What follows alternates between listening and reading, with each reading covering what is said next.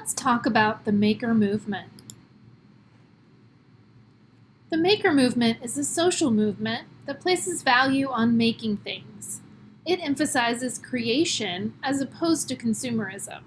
Widely conceived as starting in the mid-2000s with the first Maker Faire, the movement has resulted in the opening of thousands of community, library, and school makerspaces throughout the country and the world. Now let's look at a brief background and timeline of the maker movement. Here's a quick timeline. The MIT Fab Lab was the first makerspace in a university setting, opening its doors in 2001.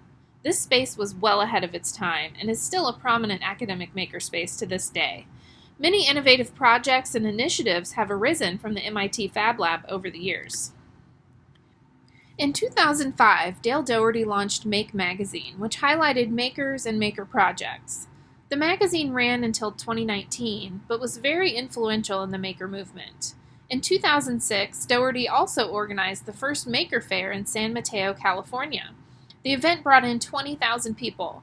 As a result of the success of the first Maker Faire, Dougherty and his team created a guide that others could use to hold Maker Fairs in their own cities. Today, there are Maker Fairs around the world, including New York City, Berlin, Paris, Rome, Tokyo, to name a few.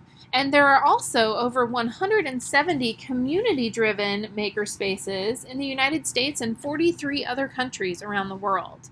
Many see the launching of Make magazine and Maker Fairs as the inception of the maker movement. Another important event in the creation of the maker movement happened around 2005. RepRap 3D printers were released. These were the first low-cost, self-replicating 3D printer. This meant that the parts of the 3D printer were actually 3D printed themselves, meaning you could use one to make more. Prior to this, 3D printers were way too expensive for the average consumer to own. 3D printing was actually invented in the late 1980s, but up until the mid-2000s, 3D printers were extremely expensive, and therefore could only really be found in manufacturing. It wasn't something that the average person could even think about having in their home. RepRap essentially democratized the technology of 3D printing, and other 3D printing companies began forming to sell desktop 3D printers. From here, the technology exploded and became important to the forming of the maker movement. Now, you'll see 3D printers in most makerspaces, and they're also affordable enough for people to have in their homes. In 2006, TechShop Makerspace opened its doors in California. This was one of the first community makerspaces. Community makerspaces began opening across the world in the next several years. These are usually membership-based shared spaces that provide equipment so that people wouldn't have to purchase their own or find space in their houses for it.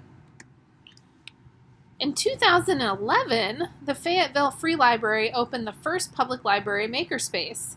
After this, public libraries really jumped on the bandwagon and started investing in makerspaces. It makes sense to have a makerspace in a library. Modern public libraries aren't just about books. Libraries are an essential public service. They provide a myriad of services to their patrons, including free classes, access to office space and meeting rooms, and access to technology. So makerspaces were an obvious fit in public libraries. From 2013 to the present, more universities started opening makerspaces. Makerspaces and the experiential learning opportunities that they provide are having a great effect on education. And makerspaces have become increasingly popular in K-12 schools, but additionally, more and more universities are opening 3D printing services and makerspaces. I believe that the future of the maker movement lies in education. And finally, in 2014, President Obama declared the National Week of Making and the White House Maker Faire. This really legitimized the maker movement as a mainstream movement in the United States.